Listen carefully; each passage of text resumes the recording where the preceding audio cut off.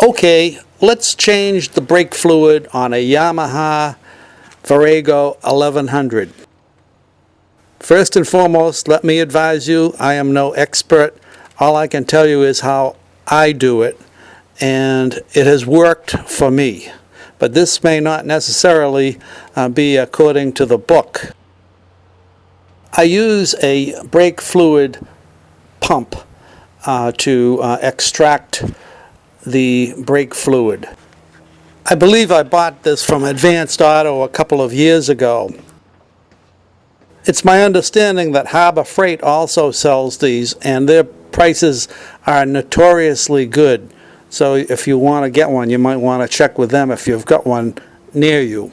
So anyhow, the first thing I do is go up to the brake fluid reservoir, unscrew the top, lift it off, and then drain the fluid out of the reservoir using the pump.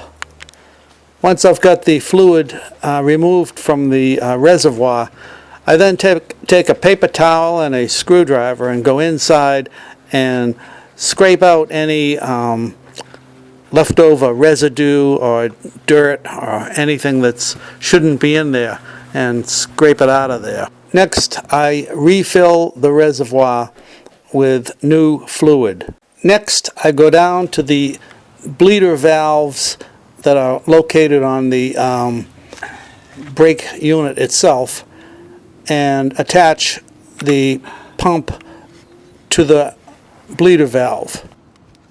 Using an 8mm wrench, I then turn the valve about a half of turn counterclockwise. This opens up the valve and you start pumping.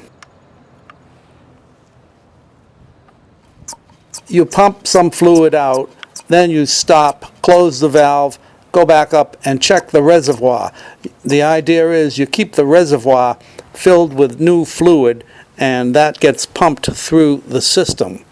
What you don't want to do is let the reservoir go dry and pull in some air. It's my understanding that that's not a good thing to do. So make sure you keep the reservoir filled as you do this.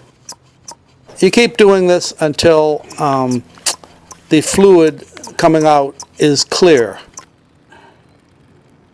Next, I go to the other side and do the same thing using the 8mm wrench to turn the brake bleeder valve.